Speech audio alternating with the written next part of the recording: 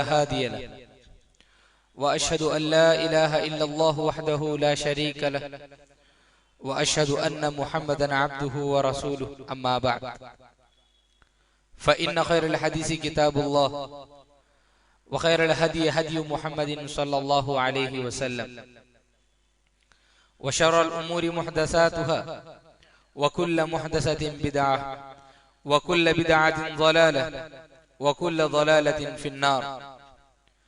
فأعوذ بالله السميع العليم من الشيطان الرجيم. بسم الله الرحمن الرحيم. يا أيها الذين آمنوا اتقوا الله حق تقاته ولا تموتن إلا وأنتم مسلمون. يا أيها الذين آمنوا اتقوا الله وقولوا قولا سديدا يصلح لكم أعمالكم ويغفر لكم ذنوبكم ومن يطع الله ورسوله فقد فاز فوزا عظيما. قال تعالى في موضع آخر والفجر وليال عشر. Brethren इस्लाम,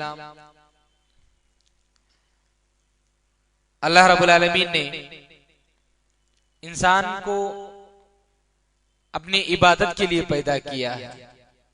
यानी अल्लाह रब्बुल आलमीन ने इंसान को इसलिए मकसद के तहत पैदा किया कि अल्लाह की इबादत की जाए। अल्लाह रब्बुल आलमीन ने कुरान मजीद में फरमाया वमा खलक़तुल जिन्ना वल इंसा इल्ला लियअबुदून, कि मैंने जिन्नों और इंसानों को इसलिए पैदा किया ताकि वो मेरी इबादत करें। चुनांचे अल्लाह रब्बुल आलमीन ने इंसान को इबादत के लिए पैदा करने के बाद बहुत सारी इबादतों को मुकर्रर किया और बहुत सारी इबादतों का ताल्लुक औकात के साथ खास है, वक्त के साथ खास है। जैसे नमाज है, रमजान के रोजे हैं, हज है, वगैरह वगैरह। ये कुछ इबादतें ऐसी हैं जिन इबादतों का ताल्लुक वक्त के साथ खास है। तो इस तरह से इस्लाम की बहुत सारी ऐसी इबादतें हैं जो इबादतें जो है वक्त के साथ खास हैं और वक्त आने पर जो है मुसलमान उन इबादतों को अदा करते हैं। इस वक्त हम जिस वक्त से गुजर रहे हैं, जिन अय्याम से गुजर रहे हैं, अल्हम्दुलिल्लाह वो जिलहिज्जा का पहला अशरा है। जिलहिज्जा का ये जो पहला अशरा है, इस अशरे की फजीलत, इसकी अहमियत और इसमें अमल करने का जो मकाम और मर्तबा है, अगर हम इसकी वजाहत करने की कोशिश करेंगे तो भी शायद नहीं कर पाएंगे। इसलिए कि इसमें इतनी इबादतें जमा हो गई हैं इन 10 दिनों में, शायद किसी भी महीने में किसी भी वक्त में जो इतनी इबादतें जमा नहीं हुई हैं। तो आइए हम देखते हैं सबसे पहले कि जिलहिज्जा का ये जो पहला अशरा है, इसकी क्या फजीलत, क्या अहमियत जो है कुरान और हदीस में बतलाई गई है, हम जो है देखते हैं। जिलहिज्जा की इस पहले अशरे की जो फजीलत का अंदाज, इसकी फजीलत का अंदाजा हम इस बात से लगा सकते हैं कि अल्लाह रब्बुल आलमीन ने इन 10 दिनों की जो अल्लाह रब्बुल आलमीन ने कुरान मजीद में कसम खाई है, और अल्लाह रब्बुल आलमीन कुरान मजीद में जिन चीजों की और जिन औकात की कसम खाते हैं उनकी बड़ी अहमियत और बड़ी फजीलत है। तो अल्लाह रब्बुल आलमीन ने यहाँ पर इन 10 अय्याम की कसम खाई है। अल्लाह रब्बुल आलमीन ने फरमाया वल फज्र, कसम है फज्र की, वलयालिन आश्र, और 10 दिनों की। मुफस्सिरीन ने इन 10 दिनों के सिलसिले में लिखा है कि ये 10 दिनों से मुराद जिलहिज्जा का यही पहला आशरा है, जिसके सिलसिले में अल्लाह रब्बुल आलमीन ने यहाँ पर बयान किया और जो इसकी फजीलत बयान की। अब देखिए दूसरी फजीलत इस अशरे की, अल्लाह नबी करीम सल्लल्लाहु अलैहि वसल्लम ने फरमाया फضल अय्यामिद दुनिया अय्यामुल आश्र, कि दुनिया के सबसे बेहतरीन अय्याम, दुनिया के सबसे बेहतरीन दिन अगर कोई है तो वो जिलहिज्जा का ये पहला अशरे के अय्याम है। अल्लाह नबी सल्लल्लाहु अलैहि वसल्लम ने फरमाया यानी आश्र जिलहिज्जा। सहाबा ने पूछा क़ीला वला मिस्लहुन्न फी सबीलिल्लाह, क़ाला वला मिस्लहुन्न फी सबीलिल्लाह इल्ला रजुलन अफ़र वजहहु बित्तुराब। सहाबा ने पूछा अल्लाह के रसूल, अगर कोई आदमी अल्लाह की राह में जाकर के जो है जिहाद करे, इस तरह क्या इससे बड़ा कोई अमल है ही नहीं क्या? यानी ये जो 10 दिनों की जो फजीलत है, जो फजीलत आप बता रहे हैं अल्लाह के रसूल साहब, क्या इससे बढ़कर कोई अमल नहीं है? तो आप सल्लल्लाहु अलैहि वसल्लम ने फरमाया कि हाँ, अगर कोई आदमी जंग में जाता है, जिहाद में जाता है, अपना माल, अपनी जान वगैरह सब खर्च करता है, तो वो उसका अमल सबसे बड़ा। लेकिन सबसे बड़ा अमल इसको छोड़ दिया जाए तो सबसे बड़ा अमल, सबसे बड़ा इबादत के एतबार से जो चीज है वो जो है इन 10 दिनों में जो इबादत की जाती है वो जो है बहुत बड़ा अमल है, वो जो सबसे जो है फजीलत के अय्याम है और सबसे फजीलत वाले अमाल है, ये जो है आप सल्लल्लाहु अलैहि वसल्लम ने बयान फरमाया। अब हम ये देखते हैं कि रमजान के जो आखिरी अशरा है उसकी भी जो अहादीस में बड़ी फजीलत बयान की गई है। अब सवाल पैदा होता है कि क्या रमजान का आखिरी अशरा ज्यादा फजीलत वाला है, क्या फिर ये जो जिलहिज्जा का पहला अशरा है ये फजीलत वाला है? तो जो है मुफस्सिरीन ने इसके सिलसिले में जो तदबीक दी है वो ये कि रमजान का जो आखिरी अशरा है उसकी रातें अफजल है, क्योंकि उनमें लैलतुल क़द्र है। इस मुनासबत से रमजान का जो आखिरी अशरा है उस अशरे की रातें अफजल हैं, और ये जो पहला अशरा है जिलहिज्जा का, इसके दिन अफजल है। दिनों में इबादत की जाती है, यहाँ पर यौम अरफा वगैरह है। इस सारी चीजों के एतबार से, दिनों के एतबार से जिलहिज्जा का पहला अशरा ये 10 दिन ज्यादा अफजल है, और रातों के एतबार से रमजान के आखिरी जो अशरा है, आखिरी अय्याम 10 दिन, ये ज्यादा अफजल है। तो गर्ज ये कि ये जो अय्याम है, जो जिलहिज्जा का ये जो पहला अशरा है, सुभान अल्लाह, बहुत बड़ी फजीलत है इन अय्याम की, बहुत बड़ी जो इसकी अहमियत है, और बहुत सारी ऐसी इबादतें इस अशरे के अंदर हैं कि जो है हम जो है उसका अंदाजा भी नहीं लगा सकते कि उसका क्या फजीलत और उसका क्या मकाम है। एक तीसरी फजीलत इन 10 दिनों की इस अशरे की वो ये अन्न फीहा यौम अरफा, कि इस अशरे में जो है यौम अरफा है, अरफा का दिन है, और अरफा ही यौम जो है हज अकबर है। कहा गया यौम अरफा यौमुल हज्जिल अकबर। जो लोग हज के लिए जाते हैं, हुज्जाज किराम, वो अच्छी तरह जानते हैं कि हज में यौम अरफा से पहले अगर कोई चीज छूट जाए तो उसके लिए जो है हदी वगैरह बहुत सारी चीजें, लेकिन अगर वकूफ अरफा छूट जाए तो फिर हज ही नहीं होगा। वकूफ अरफा ही हज है, जो है असल चीज है हज के लिए।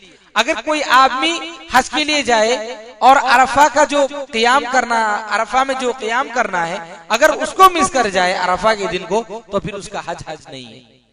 तो यौम अरफा ही जो है असल चीज है हज के दरमियान, इसीलिए कहा गया यौम अरफा यौमुल हज्जिल अकबर। तो ये जो यौम अरफा है, इतनी बड़ी फजीलत वाला दिन, इतनी जो है अहमियत वाला दिन, ये किन दिनों में है? ये इसी अशरे में है। तो इसी से जो उसकी अहमियत बढ़ जाती है। और जो है उलमा ने कहा कि अगर इन 10 दिनों में से अगर 10 दिनों की भी कोई फजीलत ना होती, लेकिन सिर्फ यौम अरफा ही अगर होता, तो यौम अरफा ही काफी है सारी फजीलत को कवर करने के लिए। तो इतनी फजीलत जो है यौम अरफा की है, इस दिन की है। तो इस दिन जो है रोजा रखने का जो है हमें जो तालीम दी गई है कि हमें रोजा रखें। तो गर्ज इस सारी चीजों के सिलसिले में इंशाल्लाह तफसीलात आएंगी। ये रही फजीलत कि यौम अरफा इतनी बड़ी फजीलत वाला दिन भी इसी अशरे में है। एक चौथी फजीलत और अहमियत इस अशरे की वो ये कि उम्महातुल इबादत, जो असल बुनियादी जो इबादतें हैं इस्लाम की, वो इसी अशरे में, इन्हीं अय्याम में है। इस्लाम की जो 5 अरकान हैं, जो असल इबादतें हैं, रोजा, नमाज, हज, ज़कात, ये जो बुनियादी इबादतें हैं, बड़ी बड़ी इबादतें, ये सारी उम्महात इबादत इनको कहा जाता है, असल इबादत इनको कहा जाता है। तो ये असली इबादत जो इस अशरे में पाई जाती हैं। आप किसी भी मौके को उठा लीजिए, वहां पर जो है ये जो असल इबादत हैं, इस्लाम की जो बुनियादी अरकान है, वो अरकान आपको किसी भी मौसम में, किसी भी वक्त में आपको नहीं मिलेंगे। हज है, हज जो है इस मौसम के अलावा, इन अय्याम के अलावा कहीं भी नहीं है। अब इसमें नमाज भी है, रोजा भी है अरफा का और 9 दिनों का, और सदका व खैरात भी है। तो गोया कि उम्महाती इबादत, जो असल इबादत है इस्लाम की, जो असल इबादत है, वो सारी इबादत जो है इन 10 अय्याम में है। तो इसी से इसकी फजीलत जो है और बढ़ जाती है। इसकी अहमियत जो है और बढ़ जाती है, जो दूसरे दिनों में जो है ये सारी इबादतें नहीं पाई जाती। तो गर्ज ये कि ये रही कुछ अहमियत और फजीलत जिलहिज्जा के इस पहले अशरे की। अब हम आगे ये देखते हैं कि वो कौन से आमाल हैं, वो कौन सी चीजें हैं जिन्हें करने का हमें जो है हुक्म दिया गया है इन 10 दिनों में। बहुत सारी इबादतें हैं, बहुत सारी चीजें हैं जिनके करने का जो है हमें जो है इन अय्याम में जो हमें तालीम दी गई है। आइए हम तरतीब से जानते हैं कि सबसे पहली इबादत जो इस अशरे में हमें अदा करने की जो तालीम दी गई है वो है अदाउल हज वल उम्रह, हज और उम्रे की अदायगी। जिनको अल्लाह रब्बुल आलमीन ने जो ताकत दी है, जिन्हें अल्लाह रब्बुल आलमीन ने इस्तिताअत दी है, वो हज और उम्रा करें। उम्रे की फजीलत सबसे पहले मैं बताऊं, अल उम्रतु इलल उम्रह कफ्फारतुल लिमा बैनहुमा। एक उम्रा अगर किया जाए फिर 1 साल गुजर जाए और आदमी जाकर फिर उम्रा करे तो एक उम्रे से दूसरे उम्रे के दरमियान जितने गुनाह हैं अल्लाह रब्बुल आलमीन जो सारे गुनाहों को माफ करेंगे।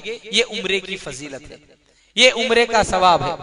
अब रही बात हज की, वल हज्जुल मबरूर लैसा लहू जज़ाउन इल्लल जन्नह। और हज मबरूर का बदला क्या है, हज मबरूर का जजा क्या है? हज मबरूर का बदला जो है जन्नत है।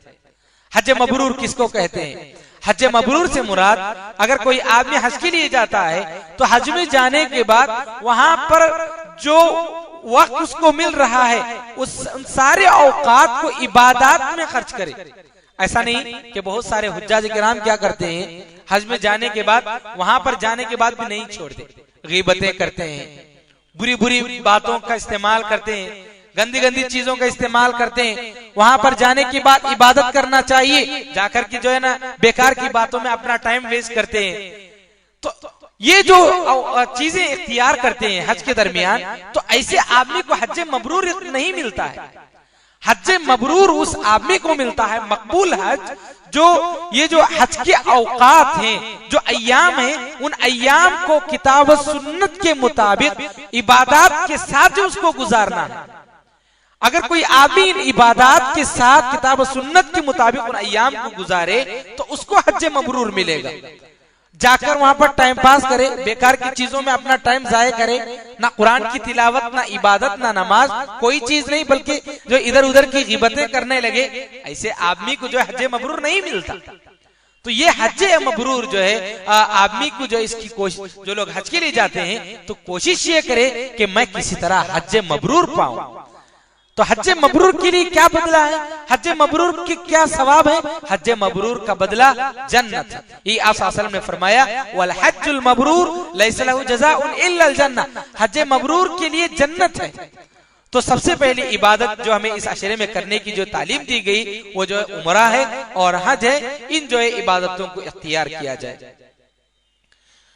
एक और चीज उमरा वगैरह के सिलसिले में, उमरा इंसान करता है, बार बार करता है, नफिली उम्रे भी लोग करते हैं, लेकिन एक चीज का जो है ख्याल रखा जाए कि एक मुसलमान अल्लाह रब्बुल आलमीन ने उसको इस्तिताअत दी है, वो बार बार उम्रा कर सकता है, तो उसको चाहिए कि मुआशरे की कुछ जरूरी जिम्मेदारियां जो हैं, कहीं कोई मुसलमान जो है कर्ज की वजह से इतना तंग हो रहा है कि घर के पूरे लोग सुसाइड करके मर रहे हैं, कई मुसलमान इतना परेशान हाल है कि उसके घर वाले कई दिनों तक भूखे रह रहे हैं, किसी घर में जो इतनी लड़कियां हैं कि उसका बाप लड़कियों की शादियों का बोझ संभाल नहीं पा रहा है, परेशान हाल है। मुआशरे में ऐसी कई परेशानियां जो होती हैं, मुसलमान जो है बहुत परेशान हाल रहते हैं। तो जिम्मेदारी ये बनती है मुसलमानों की कि नफिल उम्रा करने से ज्यादा एक मुसलमान की जिम्मेदारी बनती है कि वो जो है ऐसे जरूरतमंद मुसलमानों की जो है मदद करे। हाँ, कोई मुसलमान ये भी कर रहा है और नफिल उम्रे को भी अदा कर रहा है तो सुभान अल्लाह, बहुत अच्छी बात है। लेकिन एक मुसलमान अपने पड़ोसी में रहने वाले, अपने मुआशरे में रहने वाले मुसलमानों की जरूरियात को देखकर भी नजरअंदाज करता है कि चाहे मर जाए मुझे उसकी कोई परवाह नहीं, और नफिली उम्रे कर रहा है, तो मेरे भाइयों ऐसे उम्रों की शायद अल्लाह के पास कोई कदर कीमत नहीं होगी, क्योंकि यहाँ पर जो फर्ज है, एक फर्ज है कि मुसलमान की मदद करें। यहाँ पर मुसलमान तड़प रहे हैं तो उनकी मदद करना ये जो है बहुत जरूरी चीज है। तो गर्ज है कि मेरे भाइयों, इस अशरे में जो हमें इबादत की जो पहली तालीम जो दी गई हज और उम्रा, जिसको अल्लाह रब्बुल आलमीन ने जो है इस्तिताअत से नवाजा, ताकत से नवाजा है, वो इस इबादत को अदा करें। दूसरी जो इबादत जिसके सिलसिले में हमें तालीम दी गई है, सियाम हादिहिल अय्याम व बिल अखस यौम अरफा, कि इन अय्याम में, इस अशरे में, इस अशरे को रोजों के साथ गुजारें। यानी इस अशरे का मतलब यानी 9 दिन, 10वां दिन ईद के दिन रोजा नहीं रखना है। ईद के दिन रोजा रखना हराम है। ईद उल फित्र और ईद उल अजहा, इन दोनों दिनों में नबी करीम सल्लल्लाहु अलैहि वसल्लम ने रोजा रखने को हराम करार दिया है, रोजा नहीं रखा जाएगा। अब ये जो 9 दिन है, इन 9 दिनों में रोजा रखने की जो है फजीलत बयान की गई। बाकायदा हज़रात मुतहहरात उम्महातुल मुमिनीन से रिवायत मरवी है कि काना नबी सल्लल्लाहु अलैहि वसल्लम यसूमु 9 ज़िलहिज्जा, कि आप सल्लल्लाहु अलैहि वसल्लम जो है 9 दिन के रोजे रखा करते थे इन अय्याम की। तो मुसलमान जो है, मुसलमानों को चाहिए कि वो ये जो अय्याम है, 9 अय्याम है ज़िलहिज्जा की, ये शुरू की जो 9 अय्याम है, इन अय्याम में जो है रोजा रखें। इसकी जो है बड़ी फजीलत जो है हमें मालूम होती है। इन अय्याम में, इन 9 दिनों में जो असल जो दिन है रोजे का, जिसकी खुसूसियत के साथ अहादीस में जो तालीम दी गई है, वो अरफा का रोजा है, 9 ज़िलहिज्जा का रोजा है। नबी करीम सल्लल्लाहु अलैहि वसल्लम ने फरमाया, सियाम यौम अरफा अहतसिबु अला अल्लाह अन युकफ्फिर अस्सनत अल्लती क़ब्ला वल्लती बअदा। यौम अरफा का जो रोजा है, मैं उम्मीद करता हूँ अल्लाह रब्बुल आलमीन से कि अल्लाह रब्बुल आलमीन जो है इस एक रोजे के बदले में, यौम अरफा के रोजे के बदले में, पहले के 1 साल और बाद के 1 साल के गुनाहों को अल्लाह रब्बुल आलमीन माफ करेगा। सुभान अल्लाह, कितनी बड़ी फजीलत है, कितना बड़ा मकाम है इस रोजे का, कितनी बड़ी जो है इसके कितना बड़ा अजर है। देखिए कि 1 साल पहले के गुनाह और 1 साल बाद के गुनाह जो है माफ कर दिए जा रहे हैं। मेरे भाई, जो ये बहुत कम ऐसे मौके मिलते हैं इंसान को कि छोटी इबादत करे इंसान, छोटा अमल करे और बड़ा अजर पाए, बड़ा सवाब पाए। तो ऐसी इबादतें जब इंसान को मिलती हैं तो हरगिज जो है मिस नहीं करना चाहिए। जरूर जो इस रोजे का एहतमाम करना चाहिए। बहुत ही जो है महरूम इंसान है वो जो आदमी जो है अगर इस रोजे को छोड़ देता है। तो मेरे भाइयों, ये 2 साल के गुनाह, और देखिए कौन से गुनाह माफ होते हैं। एक सवाल ये पैदा होता है कि क्या इस रोजे की वजह से जो 2 साल के गुनाह माफ कर दिए जाने की नबी करीम सल्लल्लाहु अलैहि वसल्लम ने कहा कि 1 साल पहले के गुनाह और 1 साल आगे गुनाह माफ कर दिए जाएंगे, तो क्या इसमें कबीरा गुनाह और सगीरा गुनाह दोनों माफ कर दिए जाएंगे? क्या सगीरा गुनाह यानी छोटे गुनाह, कबीरा गुनाह यानी बड़े गुनाह, क्या ये दोनों गुनाह माफ कर दिए जाएंगे? लेकिन जो है हमें रिवायात से इस बात का यही पता चलता है कि सिर्फ सगीरा गुनाह माफ कर दिए जाते हैं। यानी जो छोटे छोटे गुनाह इंसान से हो जाते हैं वो गुनाह माफ कर दिए जाते हैं। कबीरा गुनाह जो होते हैं, बड़े गुनाह, वो माफ नहीं होते हैं। कबीरा गुनाहों की माफी के लिए तौबा शर्त है। मिसाल के तौर पर एक आदमी कोई कबीरा गुनाह, हराम काम कर रहा है, कबीरा गुनाह है, झूठ बोल रहा है, मिसाल के तौर पर झूठ कबीरा गुनाह है। जो झूठ बोलना ये जो है इस इबादत से जो वो गुनाह माफ नहीं होगा। जो कबीरा गुनाह है, बड़े बड़े गुनाह, उन गुनाहों की माफी के लिए तौबा आदमी के लिए शर्त है। जब तक आदमी तौबा नहीं करता उस वक्त तक उसके कबीरा गुनाह, बड़े गुनाह माफ नहीं होते। अब रही बात इस रोजे की, तो ये जो रोजा है इसकी वजह से हम साल भर जो दिन रात जो छोटे छोटे गुनाह करते हैं वो सारे गुनाह 2 साल के गुनाह माफ कर दिए जाते हैं। तो गर्ज है कि मेरे भाइयों, ये जो रोजा है, इस रोजे की जो है हमें जो है इस रोजे का एहतमाम करना चाहिए, इस रोजे को रखना चाहिए। हमें हरगिज जो है इस रोजे को हरगिज मिस नहीं करना चाहिए। तीसरी इबादत जो हमें इस अशरे में करने की जो तालीम दी गई है वो है तकबीर और जिक्र। इस अय्याम में तकबीर का जो है हमें एहतमाम करना चाहिए। अल्लाह ताला ने कुरान मजीद के अंदर फरमाया, वज़कुरु स्मल्लाह फी अय्यामिन मालूमात, कि इन उज़्कुरुल्लाह फी अय्यामिन मालूमात, कि इन अय्याम में अल्लाह का जो है कसरत से जिक्र किया जाए, इन अय्याम में तकबीरात का इस्तेमाल किया जाए। अल्लाहु अकबर, ला इलाहा इल्लल्लाह, वल्लाहु अकबर वलिल्लाहिल हम्द। तकबीरात का इस्तेमाल जो कसरत से किया जाए। इंसान को जो भी वक्त मिले, जब भी फारिग वक्त मिले, खाली वक्त मिले, इंसान तकबीरात का इस्तेमाल करे।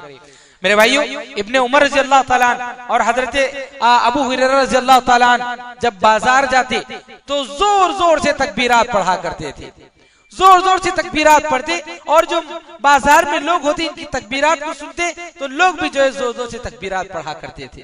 तो गर्ज ये कि इन अय्याम में हमें तकबीरात का ज्यादा से ज्यादा जो है एहतमाम करना चाहिए। तकबीरात के सिलसिले में तकबीरात की दो किस्में इन अय्याम में, एक तकबीर मुतलक है, तकबीर मुक़य्यद है। तकबीर मुतलक से मुराद ज़िलहिज्जा के पहले दिन से जो है तकबीरात शुरू होंगे और जो है आखिरी दिन तक जो है तकबीरात आम औकात, जो भी औकात, जब भी खाली वक्त मिले, जब भी हमें फुर्सत मिले, चाहे दिन में हो या रात में हो, बाहर होंगे, दुकान में होंगे, शॉप में होंगे, घर में होंगे, ऑफिस में होंगे, कहीं भी होंगे, जब भी आदमी को मौका मिले आदमी जो है उन अस्कार का, तकबीरात का इस्तेमाल करता रहे। अल्लाहु अकबर, ला इलाहा इल्लल्लाह, वल्लाहु अकबर वलिल्लाहिल हम्द। ये तो तकबीरात हैं, इन तकबीरात का आदमी जो है इस्तेमाल करता रहे। तकबीर मुक़य्यद खास तकबीरात, एक खास तकबीर है, उसका वक्त जो है यौम अरफा यानी 9 ज़िलहिज्जा की फज्र की नमाज से लेकर के अय्याम तशरीक यानी ईद के बाद 3 दिन जो होते हैं अय्याम तशरीक, वो तीसरे दिन की असर की नमाज तक। यौम अरफा 9 ज़िलहिज्जा की फज्र की नमाज से लेकर अय्याम तशरीक तीसरा दिन, ईद के बाद का तीसरे दिन की असर की नमाज तक, हर नमाज के बाद, हर फर्ज नमाज के बाद इन तकबीरात का इस्तेमाल किया जाएगा। ये तकबीर मुक़य्यद है। तो गर्ज ये कि हम जो इन अय्याम में यानी शुरू दिन से लेकर के अय्याम तशरीक यानी ज़िलहिज्जा ईद के बाद के 3 दिनों तक, गोया के मुकम्मल 13 दिनों तक हम जो है तकबीरात का इस्तेमाल करेंगे। आखिरी जो 5 अय्याम है, ये जो शुरू के 13 दिन है, इन 13 दिनों में आखिरी के 5 दिन 9 ज़िलहिज्जा से लेकर के 13 ज़िलहिज्जा तक असर की नमाज तक जो है हर नमाज के बाद, हर फर्ज नमाज के बाद तकबीरात का हम जो है एहतमाम करेंगे। तो गर्ज ये कि नबी करीम सल्लल्लाहु अलैहि वसल्लम ने जो है तालीम दी है कि हम जो है तकबीरात का एहतमाम करें, जब भी खाली वक्त मिले, जब भी फुर्सत मिले तकबीरात का एहतमाम करें। कहीं 2 लोग बैठे हुए हैं तो उनसे कहें कि तकबीरात पढ़ो, कहीं और लोग बैठे हैं उनसे कहें कि तकबीरात पढ़ो, खुद हम जो तकबीरात शुरू करें ताकि लोग जो देख करके हमें तकबीरात पढ़े। तो गर्ज ये कि माहौल हमें बनाना चाहिए, तकबीरात का एक माहौल बनाए कि हमें देखकर दूसरे लोग भी जो है तकबीरात पढ़े, हमको देख करके दूसरे लोग भी जो है तकबीरात का एहतमाम करें। एक माहौल हमें बनाना चाहिए और तकबीरात का एहतमाम करना चाहिए। तकबीरात के सिलसिले में एक और 2 बातें, वो ये कि तकबीरात को बहुत सारी जगहों में ये होता है कि कुछ लोग क्या करते हैं, एक साथ पूरे लोग मिलकर के तकबीरात को शुरू करते हैं और एक साथ तकबीरात को पूरे लोग खत्म करते हैं। ये जो है हमें किसी हदीस से इस बात का सबूत नहीं मिलता है। तकबीरात को एक साथ पूरे लोग शुरू करें, एक साथ पूरी एक आवाज में अल्लाहु अकबर इस तरह शुरू कर रहे हैं और एक साथ खत्म कर रहे हैं पूरे लोग, इस तरह से जो है हमें किसी हदीस से इसका सबूत नहीं मिलता है। हर आदमी इंफिरादी तौर पर तकबीरात कहे, हर आदमी अपने तौर पर अल्लाहु अकबर तकबीरात जो पढ़ रहा है इंफिरादी तौर पर कहे। ऐसा नहीं कि एक साथ पूरी आवाज एक साथ शुरू कर रहे हैं और एक साथ खत्म कर रहे हैं। ये गलत तरीका है। ये जो तरीका है, इस तरह की कोई चीज हमें जो है रिवायत से, किसी भी हदीस से हमें मालूम नहीं होती है। हर आदमी इंफिरादी तौर पर तकबीरात को पढ़ता रहे, तकबीरात का एहतमाम करता रहे। तकबीरात के सिलसिले में एक और चीज ये कि तकबीरात की अदायगी में लोगों से गलती होती है। वो ये सही तकबीर क्या है, मैं आप लोगों को पहले बताता हूं। सही तकबीर अल्लाहु अकबर यानी राकू जो है पेश है राकू। अगर हम ऐसा पढ़े अल्लाहु अकबर ये ठीक है, या फिर ये कि अल्लाहु अकबर ला इलाहा इल्लल्लाह वल्लाहु अकबर इस तरह पढ़े, ये ठीक है। लेकिन बहुत सारे लोग जो है अल्लाहु अकबर पढ़ते हैं, रा को जो है जबर लगा करके पढ़ते हैं। रा को जबर नहीं है, इस तरह से नहीं पढ़ना चाहिए। लोग पढ़ते हैं, तकबीरात को मिलाकर पढ़ते हैं तो अल्लाहु अकबर ला इलाहा इल्लल्लाह वल्लाहु अकबर वलिल्लाहिल हम्द, तो रल्ला रल्ला पढ़ते हैं। ये गलत तरीका है, वहां पर रा को जबर नहीं है बल्कि पेश है। या तो अगर आपको मिलाकर पढ़ना है तो अल्लाहु अकबर पढ़िए, या आपको रुक रुक के पढ़ना है तो अल्लाहु अकबर इस तरह से रुक रुक के पढ़िए। लेकिन अल्लाहु अकबर अगर पढ़ रहे हैं तो ये गलत है, इस तरह से नहीं पढ़ना चाहिए। आमतौर पर हम देखते हैं कि बहुत सारे मस्जिदों में अजान भी होती है, तो अजान में भी ये गलती होती है। क्या करते हैं लोग, अल्लाहु अकबर अजान देते हैं, अल्लाहु अकबर नहीं है, अल्लाहु अकबर है। बहुत सारी मस्जिदों में गलती होती है, अल्लाहु अकबर इस तरह से जो अजान दी जाती है। तो ये जो रा है, रा को मेरे भाइयों पेश है, जबर नहीं है। तो ये बहुत सारी जगहों में जो है गलती होती है, इसका जो है हमें खास ख्याल रखना चाहिए और तकबीरात की अदा करते हुए इस चीज का जो है हमें एहतिमाम करना चाहिए। एक चौथी इबादत जो इस अशरे में, इन अय्याम में हमें करने की तालीम दी गई, वो ये कि हम कसरत से तौबा करें, कसरत से जो है अल्लाह के हुजूर हाजिर होकर के अपने गुनाहों की माफी मांगे। इंसान बहुत सारे गुनाह करता है, अब जब इंसान सिर्फ गुनाह ही करता जाए, अल्लाह रब्बुल आलमीन से तौबा ना करे, माफी ना मांगे, तो ऐसा इंसान अल्लाह की रहमत से दूर होते चले जाता है। और जब इंसान तो गुनाह करते करता ही रहे और अल्लाह की तरफ रुजू ना करे, माफी ना मांगे, तौबा ना करे, तो अल्लाह रब्बुल आलमीन भी उस बंदे की कोई परवाह नहीं करेगा, अल्लाह भी परवाह नहीं करेगा उस बंदे की। जब उस बंदे को कोई परवाह नहीं है कि गुनाह भी कर रहा है और तौबा भी नहीं कर रहा है, अपने गुनाहों से माफी भी नहीं मांग रहा है, कोई परवाह ही नहीं कर रहा है, तो अल्लाह रब्बुल आलमीन भी जो उसकी परवाह नहीं करेगा। अल्लाह रब्बुल आलमीन को भी गीरत आती है। नबी करीम सल्लल्लाहु अलैहि वसल्लम ने फरमाया, इन्नल्लाह यगारु, बेशक अल्लाह रब्बुल आलमीन जो है बागीरत हो जाता है, अल्लाह को गीरत आ जाती है। वगीरतुल्लाह अन याती अल मरउ मा हर्रमल्लाहु अलैहि, अल्लाह को गीरत इस बात पर आती है कि बंदा जो कोई हराम काम करता है, गुनाह के काम करता है, और जो अल्लाह रब्बुल आलमीन से तौबा भी नहीं करता, गुनाह पर गुनाह किए जा रहा है, हराम पर हराम काम किए जा रहा है, तो अल्लाह रब्बुल आलमीन जो है उससे बागीरत हो जाता है। अल्लाह रब्बुल आलमीन उस बंदे की कोई परवाह नहीं करता। तो इसलिए मेरे भाइयों, हम चाहते हैं कि जो है अल्लाह रब्बुल आलमीन की रहमतें हमारे साथ हों, अल्लाह रब्बुल आलमीन की रहमत को हम पाए। अगर हमसे कोई गुनाह हो जाए या ना भी हो, तो जो है हम अल्लाह रब्बुल आलमीन से हमेशा जो है तौबा करना चाहिए, माफी मांगते रहना चाहिए। तो ये जो अय्याम है, ये जो अशरा है, ये जो जिलहिज्जा की ये जो अय्याम है मेरे भाइयों, बड़ी फजीलत वाले अय्याम है। इन अय्याम में जो है हमें कसरत से तौबा करना चाहिए और अल्लाह रब्बुल आलमीन से जो है हमें माफी मांगते रहना चाहिए। तो देखिए, ये जो चीज है, अल्लाह रब्बुल आलमीन के दरबार में हाजिर होकर माफी मांगना, रोना, अल्लाह रब्बुल आलमीन के दरबार में हाजिर होकर के गिड़गिड़ाना, अपने गुनाहों के सिलसिले में माफी मांगना, एक मुसलमान के लिए समझिए कि बहुत ही जरूरी है। आप सल्लल्लाहु अलैहि वसल्लम, जिनका कोई गुनाह, जिनसे होना कोई सवाल ही नहीं पैदा होता, आप सल्लल्लाहु अलैहि वसल्लम से कोई गुनाह, उसके बावजूद आप सल्लल्लाहु अलैहि वसल्लम, रिवायत में आता है कि आप सल्लल्लाहु अलैहि वसल्लम दिन में 70 से ज्यादा मर्तबा आप सल्लल्लाहु अलैहि वसल्लम जो है तौबा इस्तिग़फ़ार किया करते थे। मैं और आप दिन भर हमसे बहुत सारे गुनाह हो जाते हैं, जानबूझकर भी या भूल कर भी या अनजाने में भी, बगैर शऊर के भी इतने गुनाह हमसे हो जाते हैं, लेकिन हम कभी तौबा नहीं करते, कभी इस्तिग़फ़ार नहीं करते, कभी अपने गुनाहों की मग़फ़िरत की कोशिश नहीं करते। तो हम कितने जो है गाफिल लोग हैं, कितने गाफिल इंसान हम लोग हैं, कितने गफलत में हम लोग पड़े हुए हैं कि गुनाह पर गुनाह करते हुए जा रहे हैं और अपने गुनाहों से माफी भी नहीं मांग रहे। उधर अल्लाह के रसूल सल्लल्लाहु अलैहि वसल्लम जो सारे अंबिया के सरदार हैं, आपसे गुनाहों का कोई सवाल ही नहीं पैदा होता, और आपका ये मामूल था कि आप हर दिन 70 से ज्यादा मर्तबा जो है तौबा और इस्तिग़फ़ार कर रहे हैं। तो मेरे भाइयों, तौबा और इस्तिग़फ़ार हमें करना चाहिए, कसरत से जो इस्तिग़फ़ार करना चाहिए, अपने गुनाहों की जो है माफी मांगना चाहिए। नबी करीम सल्लल्लाहु अलैहि वसल्लम जब सजदे में जाते तो आप सल्लल्लाहु अलैहि वसल्लम इस कदर रोते कि आपके सजदे की जगह भीग जाया करती थी आंसुओं से। हजरत उस्मान बिन अफ़्फ़ान रज़ियल्लाहु ताला अन्हु, जो कि वो लोग अशरे मुबश्शरा में दुनिया में जिनको जो जन्नत की गारंटी दी गई, जब आपके सामने कब्र के अजाब का तज़किरा आता तो इस कदर रोते कि आंसुओं से आपकी दाढ़ी भीग जाया करती थी। यहाँ पर आप सल्लल्लाहु अलैहि वसल्लम इस कदर रो रहे हैं कि आपके सजदे की जगह भीग रही है आंसुओं से। वहां पर हजरत उस्मान बिन अफ़्फ़ान रज़ियल्लाहु ताला अन्हु इस कदर रो रहे हैं कि आपकी दाढ़ी भीग रही है आंसुओं से। लेकिन मेरा और आपका ये हाल है कि इतने गुनाह कर रहे हैं, इतनी मासियतों में हम लोग डूबे हुए हैं, उसके बावजूद हमारी आंखों से आंसुओं का एक कतरा भी नहीं निकलता कि जिससे हमारी पलकें भी भीग जाएं। हम लोग गफलत में पड़े हुए मेरे भाइयों, हम लोग जो बेहद गफलत में पड़े हुए हैं, हमें जागने की जरूरत है। अपने गुनाहों से अल्लाह तौबा जो है करने की जरूरत है, माफी मांगने की जरूरत है।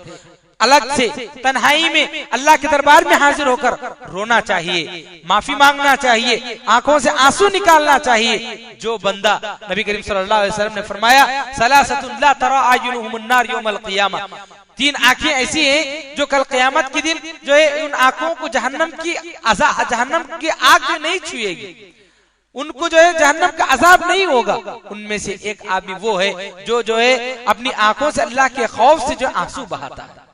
तो गर्ज है कि मेरे भाइयों, ये जो अय्याम है, इन अय्याम में हमें कसरत से जो है तौबा करना चाहिए, गुनाहों से माफी मांगना चाहिए और अल्लाह के दरबार में हाजिर होकर रो रो कर गिड़गिड़ा करके जो है अपनी बख्शिश करवानी चाहिए। बड़ी फजीलत के अय्याम है। अल्लाह रब्बुल आलमीन जो है, उम्मीद है कि अल्लाह रब्बुल आलमीन जो है हमारे गुनाहों को माफ कर देगा। हमें जो है कोशिश करना चाहिए।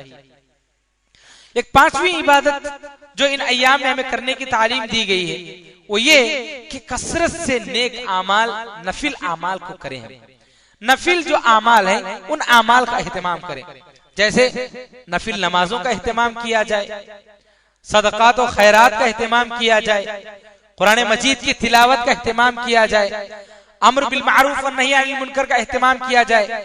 अम्र बिल मारूफ व नही अनिल मुनकर का मतलब ये कि कोई आदमी कोई गलत काम कर रहा है तो उसको रोके हम कि भाई ये गलत काम है, इस तरह से नहीं करना चाहिए, उसको अच्छी बात की तालीम दें। ये अम्र बिल मारूफ व नही अनिल मुनकर है। तो गर्ज ये कि इन अय्याम में हम कसरत से जो है नवाफिल का एहतमाम करें, नफिल नमाजों का, सदका व खैरात का, इन सारी चीजों का जो है हम एहतमाम करें। मेरे भाइयों, आज मुसलमान बहुत परेशान हाल है। कई इलाकों में लोग जो है सैलाब से मुतासिर हैं, कई इलाकों में लोग जो है बीमारियों से मुतासिर हैं, कई इलाकों में लोग जबरदस्त हवा की वजह से घर उजड़ गए हैं। तो इस तरह की कई परेशानियों में मुसलमान और गैर मुस्लिम हजरात भी जो है परेशानियों में मुब्तला है। ऐसे वक्त में हमारी जिम्मेदारी बनती है कि अल्लाह रब्बुल आलमीन ने हमें बहुत सुकून से रखा है, बहुत सारी नेमतों से हमें नवाजा है। तो ऐसे वक्त पर हम पर यह जिम्मेदारी बनती है कि हम उनकी मदद करें। एक वक्त था कि हम लोग परेशानियों में थे, पिछले 2 साल पहले कि हम लोग परेशान में थे, कई इलाके डूब चुके थे, कई लोग परेशानियों में मुलविस थे। ऐसे वक्त में दूसरे लोगों ने हमारी मदद की। तो हमारी ये जिम्मेदारी बनती है कि ऐसे वक्त में जहां लोग परेशान हाल हैं, जहां लोग डूबे हुए हैं, उनके घर उजड़ गए हैं, उनके बाल बच्चे डूबकर मर गए हैं, उनके घरों में परेशानियां जो है, ऐसे वक्त में हमारी जिम्मेदारी बनती है कि जितना अल्लाह रब्बुल आलमीन ने हमें इस्तिताअत दी है उसके मुताबिक हम मदद करें। तो ये जो अय्याम है मेरे भाइयों, इन अय्याम में खुल करके हम मदद करें, सदका व खैरात करें। अल्लाह रब्बुल आलमीन जो है हमारे आमाल में, हमारे माल दौलत में, इन सारी चीजों में बरकत देगा। एक तो ये कि जो भी आदमी, जो भी बंदा आम दिनों में नेकी करता है तो हर नेकी के बदले में उसको 10 नेकियां अल्लाह रब्बुल आलमीन बड़ा चढ़ा करके देगा। और अल्लाह रब्बुल आलमीन उसके इखलास, उसकी नीयत के एतबार से 700 नेकी तक देंगे। एक नेकी अल्लाह रब्बुल आलमीन एक नेकी के बदले में 700 नेकी तक देंगे, उसके इखलास और नीयत की वजह से, आम दिनों में भी। लेकिन ये जो अय्याम है, बिलखुसूस ये जो अय्याम है, इन अय्याम में अगर कोई आदमी इबादत कर रहा है तो सुभान अल्लाह, अल्लाह रब्बुल आलमीन और भी बड़ा चढ़ा करके उसको दे सकते हैं। ये इस उम्मत की खुसूसियत है कि कोई बंदा छोटा सा भी अमल करता है तो उसको बड़ा सवाब दिया जाता है, बड़ा अज्र दिया जाता है।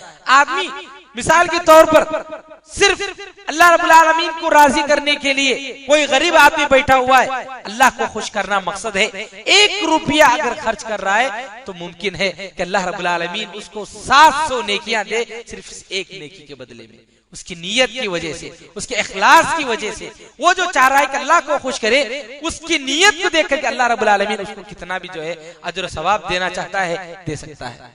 तो गर्ज ये कि मेरे भाइयों, ये जो अय्याम है, इन अय्याम में नफिल नमाजों का, नफिल सदकात और खैरात का, नफिल रोजों का और इन सारी ये जो कुरान की तिलावत वगैरह, इन सारी जो है नवाफिल का, अमाल सालिहा का जो है हमें एहतमाम करना चाहिए। इससे जो है हमारे अमाल में बहुत ज्यादा जो है इजाफा होगा। एक और छठी इबादत जिसके करने के हमें, जिसके अदा करने के हमें तालीम दी गई है इस अशरे में, वो ये कि कुर्बानी। अल्हम्दुलिल्लाह बहुत सारे मुसलमान इस दिन जो है 10 ज़िलहिज्जा को कुर्बानी देते हैं और उसके बाद भी हमारे पास 3 दिन है कुर्बानी के दिन के अलावा, 10 ज़िलहिज्जा के अलावा 11, 12, 13 ये अय्याम भी हैं जिनमें जो है हम कुर्बानी दे सकते हैं।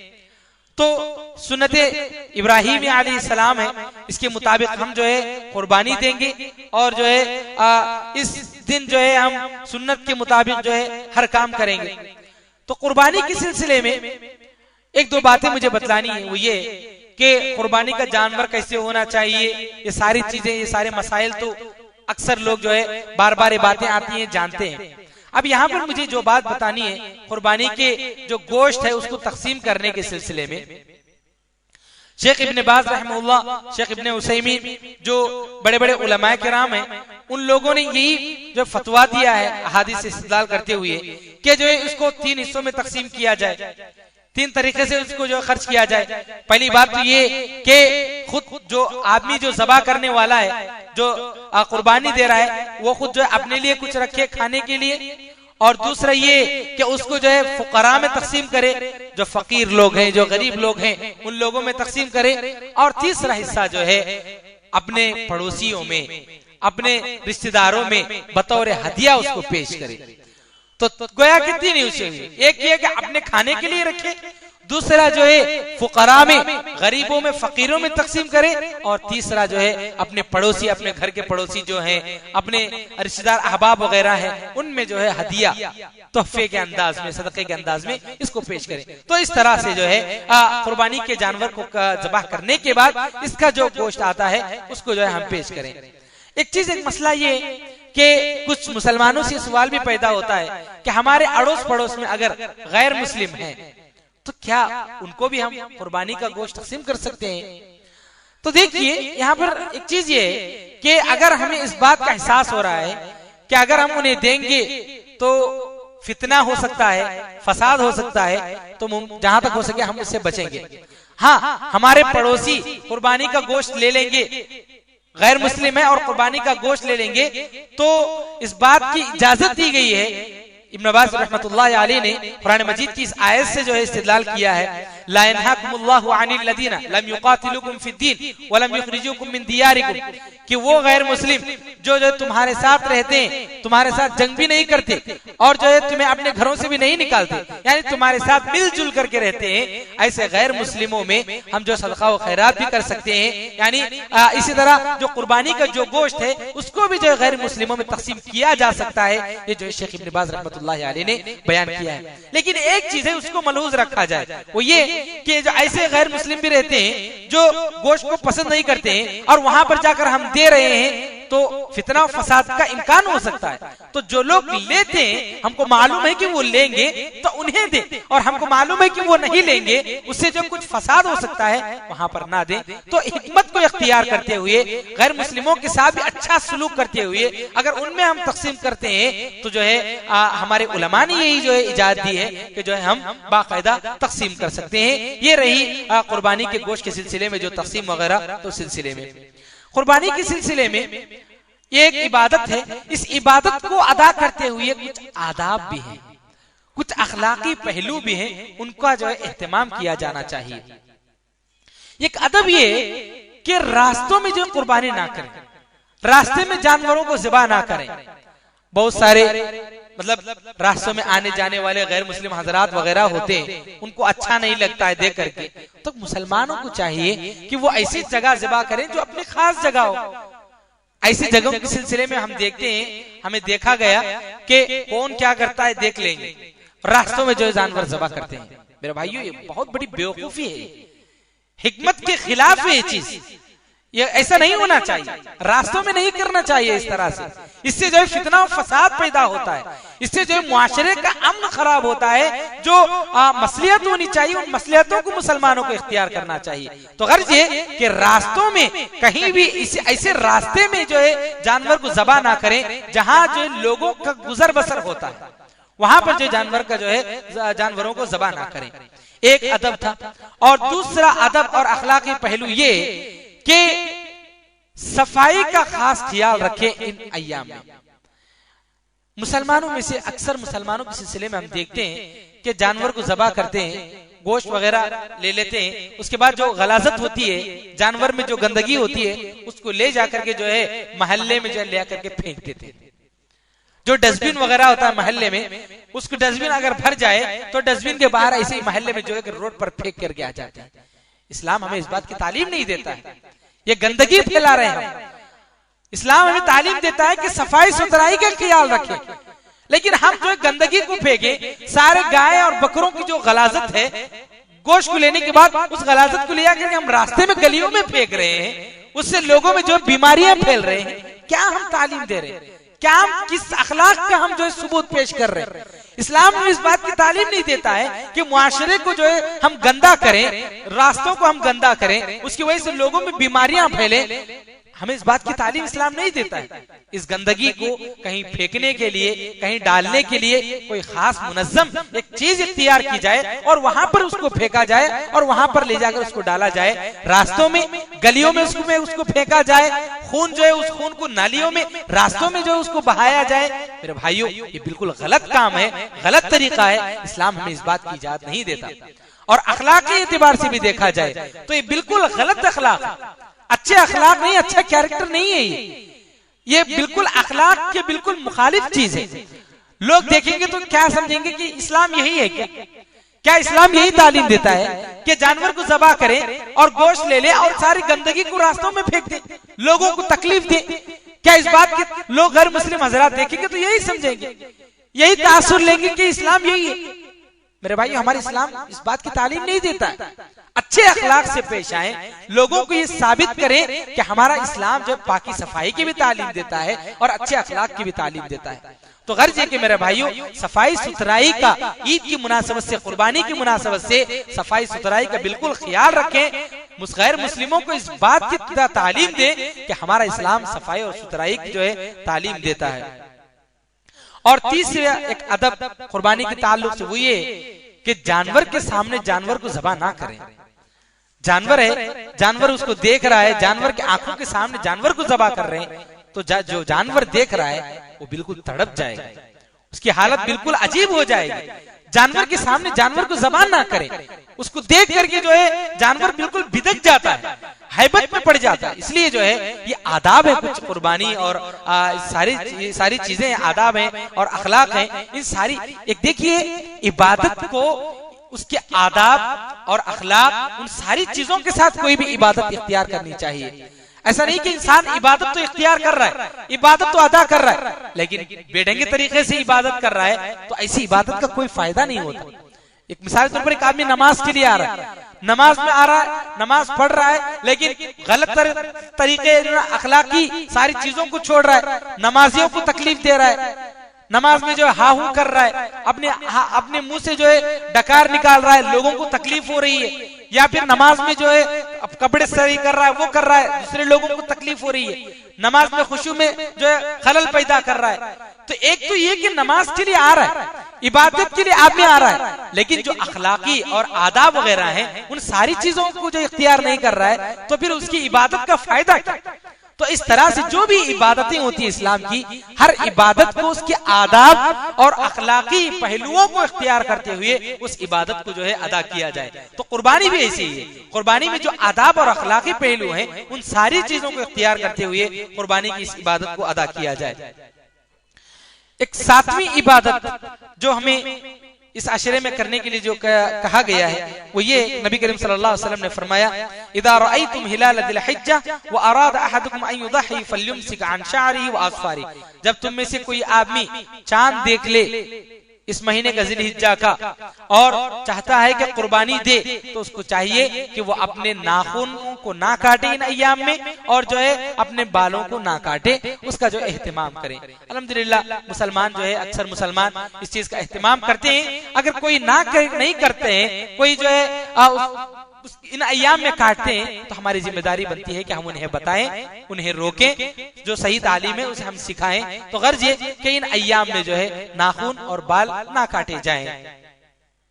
एक और इबादत जिसके करने की हमें तालीम दी गई है वो ये कि ईद के दिन ईद की नमाज को जाकर के पढ़ें, वक्त पर जाकर पढ़ें, वक्त पर हाजिर हों और हाजिर होकर के जो है ये जो सुन्नते मुअक्कदा है नमाज, इस नमाज को अदा करें। और जो खुतबा होता है उस खुतबे से जो है फायदे हासिल करने के लिए, उस खुतबे में जो बातें बताई जाती हैं उससे इस्तिफादा करने की जो है इस ख्याल से जो है खुतबे को सुने और उससे फायदा उठाएं। अब आम तौर पर यह होता है कि बहुत सारे लोग ईद की नमाज में भी लेट, दूसरी जो नमाजें होती हैं उसमें भी लेट, और ईद के दिन ईद की नमाज में भी लेट, 1 रकात लेट, 2 रकात लेट, और ईद के खुतबे में जो है बड़ी बेसब्री से बैठे रहते हैं कि कब भागें, कब जाकर जो है जानवर ज़बा करें।